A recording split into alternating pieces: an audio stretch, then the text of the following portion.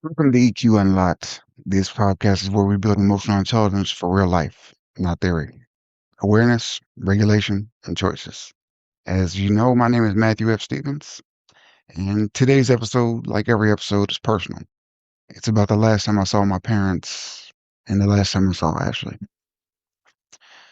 So there are moments you don't realize are so important until life makes them important. And once you realize it, it changes how you remember everything. This episode isn't about drama. Of course not. It's about truth, grief, growth. And so, you know, these are real stories. We're going to talk about reflection and on the loss and the ownership and the identity. And of course, it's going to be a lesson about emotional intelligence. So I want you to really keep in your mind, what this isn't about is a pity story. This is about really learning and growing from the choices we made in order to help us in the present and in the future. I realize how important it is to be honest, to stay regulated while I'm being honest, and most of all, to stay human. So we're gonna break this down in three different parts. When I saw my mom, when I saw my dad, and the last time I saw Ashley.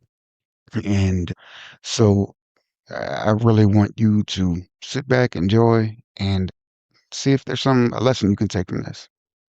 And so, the story was this. I had been in Arizona for a few months at this point, and I flew back to Ohio, and my thought process, the lies I told myself was I'm going to get my car. That's why I'm headed back. I'm going to get my car, and then when I get my car, then I can, I'll head back out to Arizona. And so I say that's a lie that I told myself because upon further reflection, I realized that that trip had nothing to do with the car, and you're gonna find out why before it's all over. So go to my parents' house, and my parents are always home. They're always home. They never leave. My dad is bedbound, and so he's always there. My mom's typically always there to care for him, and just that's she's a homebody. That's what she does. And so I I walked into the house, and they didn't know I was coming. I just showed up. And I walked into the house, and my dad's sitting there. He can't see behind him, of course, because he has a TV in front of him. And I lean over and I kiss his forehead. And I said, "Hey, man, how you doing?" I said, "I love you." And he said, "Oh, you back? You're back." He felt happy. He felt excited. And I said, "Yeah, I'm only back for a few minutes, but I'm back." And so I sat there and I watched a little bit of TV with my dad. And so mind you, while he's there, I'm trying to locate my mom on the phone. I'm trying to, my mom doesn't have a cell phone. So she's out at the store with my cousin and my aunt. And so I call them, I find out where they're at, and I say, "Hey, they're at the grocery store." And it was Acme. And I said, "Hey, I'll be there in a minute. I'll be there as quick as I can." But I knew my interaction with my dad was going to be brief. So I walked over to his bed, and I I kinda kneeled down and I kinda looked up at him, and I told him, I said, "I gotta go." I said, "And I don't know when I'm gonna be back, but I gotta go." He said, "Why do you gotta go? Why do you gotta go?" These kinda things. And so I explained to him, I said, "You know, Dad," I said, "I love you." I said, "But I I messed up a lot, and it's time for me to grow up. It's time for me to make things right." And my dad looked at me, and I'll never forget what he said. And he's like, "Well, I can't argue with that." And with that, I kissed him on his head again, and I was off. I was back to the races. And so I drove to the grocery store where my mom was at. And again, my parents hadn't seen me in 4 months at this point, 5 months. And, so I get to the grocery store and I see my mom pushing her cart across the parking lot to my cousin's car. And I say, "Hey, Mom," yell at her from across the parking lot. And, she was like, she looked around like she heard me, but it didn't register that it was my voice. And so I said again, I said, "Hey, Mom." And I walked up to her and I hugged her and loved her. And I told her, I said, "Hey, I love you." I said, "I got to get going, but I just want to tell you I love you." And I didn't want to come to Ohio without saying I love you. And so I go back to my car. And as I'm sitting in my car, I see my cousin running up to my car. And she was like, "Hey, can you please come talk to your mom? She's crying. She's upset. She thinks something's wrong." And I said, "Of course, of course." And I get out and I walk to my mom, who's sitting in the back seat of my cousin's car. And again, I get down on my knee and I look up at my mom and I said, "Hey, Mom." I said, I hug her and I say, "Hey, I'm okay. I'm okay," because my cousin conveyed to me that my mom was afraid that something was wrong. And so I looked up at her and I said, "Hey, Mom." I said, "Nothing's wrong." I said, "I'm fine. I promise you I'm fine." I said, "But I have to go. I have to go back to Arizona because I have to make because I've been selfish. I've been incredibly selfish my entire life. And I have to get to a place where I can't be selfish, right?"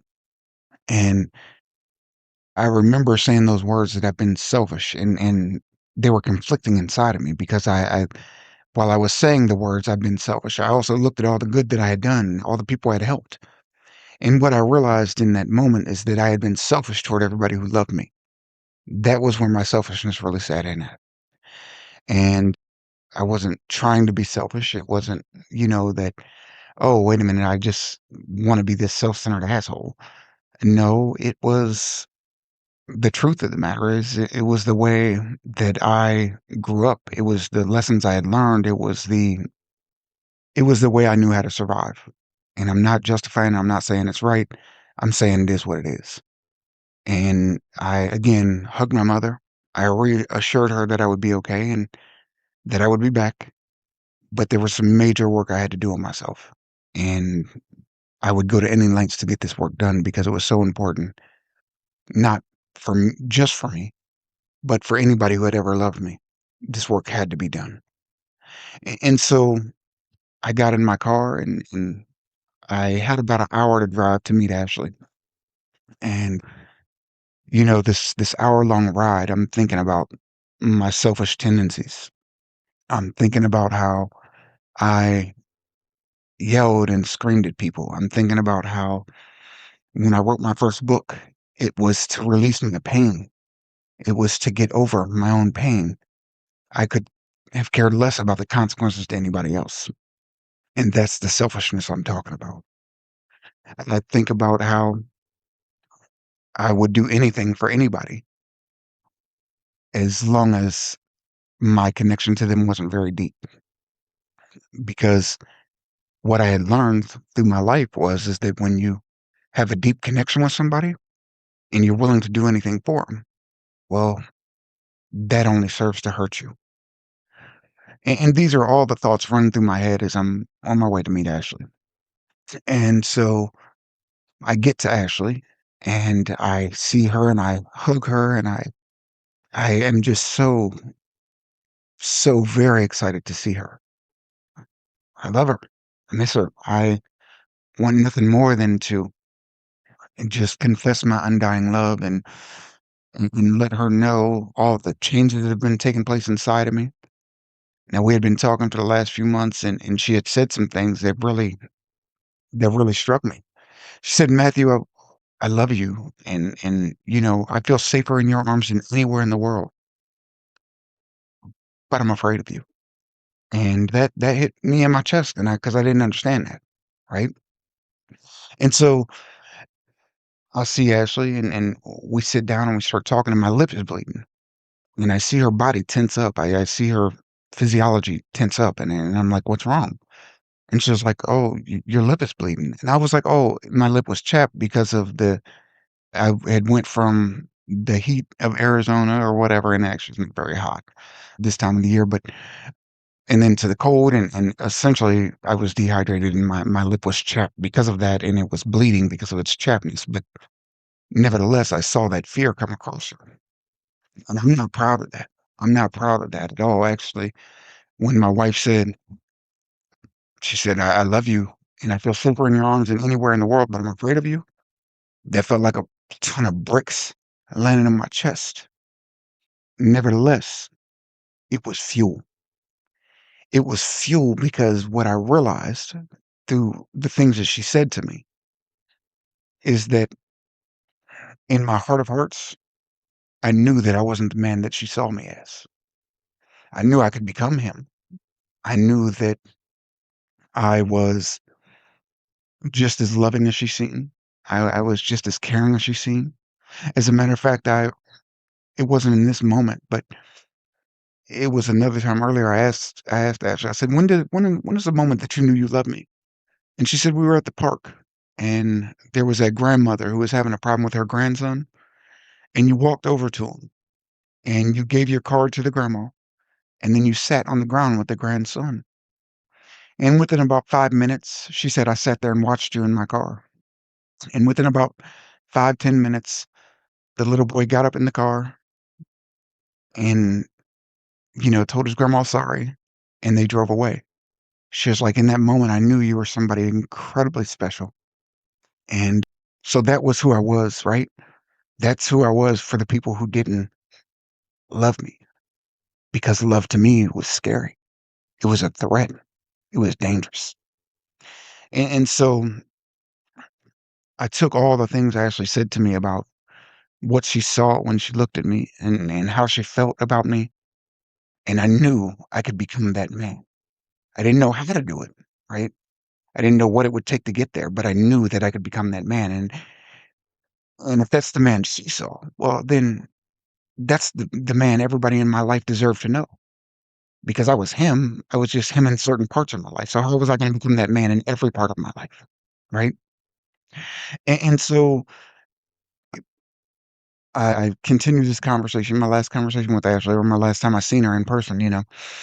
We had this conversation, and I asked her about the kids, and we talked about all the kids, and we talked about Journey, and I'm not going to say all the kids' names, but we talked about everybody, and we laughed, and we hugged, and I told her, I said, I love you so much, but I have to go.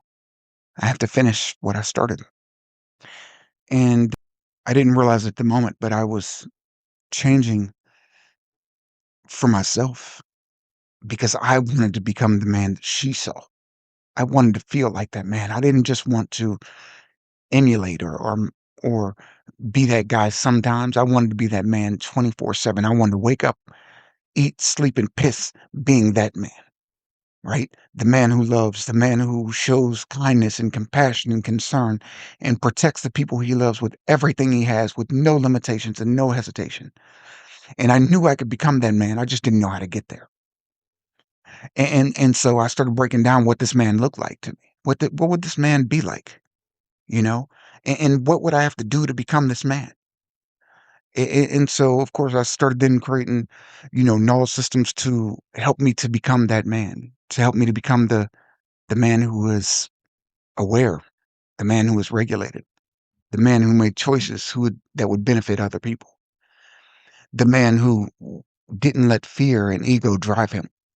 Right? I started creating systems that helped me to develop discipline, that helped me to develop stillness and restructure my nervous system, right? Because I had a lot of work to do.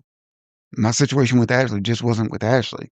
My situation that involved Ashley had been my entire life, right? The chaos, the drama, the pain, the hurt, that had been my entire life. So if I was going to rewire myself, it wasn't going to be something that was done in a month or 2 months. I didn't realize at that moment how determined I was to become that man. So I make the trip out to Arizona, jump in my car a few days later, and it took a moment to grieve uh, Ohio, and leaving behind my family and my wife, and and what it meant that I was walking away from. And you might be saying to yourself, "Well, why wouldn't you just stay in Ohio and do the work, right?" Well, the reality of it is that the triggers in Ohio were so overwhelming that I couldn't separate myself from who I wanted to become and who I was in that environment. And so I had to leave in order to essentially create a fresh start inside myself. You have to remember, I had been done wrong by the courts. I had been done wrong by every aspect of life. Now, that's not saying that I didn't do things that were wrong, right? That's not saying take that I didn't make bad choices. But what that is saying is that I experienced some injustice that at that point I just couldn't overlook. And so then on my way out to Arizona, I'm driving, and at some point I'm like, you know what? I'm gonna pull over for the night. I think I've been driving for 14, 15, 16 hours, something like that at this point. I've been driving a long time because my goal was to make it back to Arizona in about 2 days. And so I was that determined to do this work, right? And so I jump off the freeway. I'll never forget. It was Boonesville, Missouri. You jump off the freeway. I pull into the hotel that I'm going to stay at night, and that night, and I smell smoke, and I'm like, "Oh, what's going on?" Before I knew it, flames were coming through the vent of my car, and so essentially my car caught on fire. And now at this point, I'm 18 hours away from Arizona, but I'm 16 hours away from Ohio, or maybe it was 15. I can't remember. So put the fire out, and I'm like, "Oh man, I'm dead broke. I don't know what I'm gonna do. I mean, I got enough money to get to Arizona, but that's all I got. And I don't have anything extra. So what am I gonna do?" And I'll never forget. Went to my hotel room that night, and I prayed, and I'm like, God, I don't know what I'm supposed to do. I don't have any idea what I'm supposed to do, but you know how hard headed I am. You know how hard headed I am. And so I just make it a point just to try and find some kind of guidance outside of myself that was going to point me in the right direction and needed to do what needed to be done because the people I love deserved it. And I didn't see at that point that I deserved it. I wasn't aware of that. I wasn't aware of the fact that at that point I deserved it, right? I just wasn't there yet. And so the next morning I wake up and I'm like, you know what? I'm going to try and start my car. You know what? What's the worst going to happen? I was trying to start the car and it starts right up. And I'm like, oh man. I was like, oh, this is a sign I got to go. I got to go right now. I don't know what I'm thinking, right? I don't have the I feel crazy even saying this now, but I was ready to go. And so I turn the car off and I pray again. I'm like, God, you know I'm hard headed. Okay, so you want me to go in this direction, but you know I'm hard headed. So you know I'm gonna get in this car and you know I'm gonna drive it. You know I'm gonna push this limit, right? And so I turn the car off. I go up to the store. I come back down. I try and start my car again and no go. No sounds, no nothing. So jump on my phone. Like, okay, I'm in Boonville. Like, yeah, I got a couple $100. I can probably catch a flight or something, to Arizona, or what can I do? The only thing that was available was a Greyhound bus. It was probably about 11:30 at this point. The bus showed up at 12, or I'm sorry, 12:05. So I gather all my junk into my car. I throw it in a bag. I buy my ticket to Arizona online on my phone real quick, and I run up the thing to catch the bus. I get up there, and the bus driver's like, "Oh, hey, oh yeah, I see you on the itinerary right here. I see you're heading out west, right? Yeah, I am." And so the bus driver's like, it's kind of funny. I actually normally never sit around here and wait. There were some people in the bus who had to use the restroom, so I just you know happened to be here. And so I got on that Greyhound and I continued my journey out on to Arizona. And so what I learned in these moments is how important and how driven I was to make these changes I wanted to see inside myself. And this whole way, I think it was like a a day and a half ride to Arizona, which is crazy, but whatever. It was a day and a half ride, and the whole time I'm on this bus, I'm meeting people and talking to people, and I'm like, wow, okay, so now I really got to change my life. I got to change from the inside out. I have to become this man. I'm going to become the man that Ashley saw because I like that man. I respect that man. That man is deserving of love. That man is deserving of respect. That man is disciplined. And so that awareness, it drove me to create regulation in myself. And so that's exactly what I did.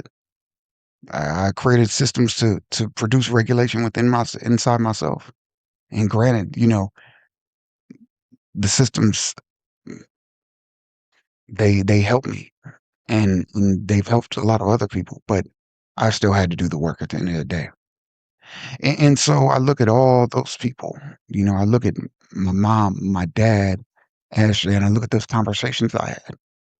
And as I reflected, I realized that I didn't know how to process the emotions that I was feeling in those moments.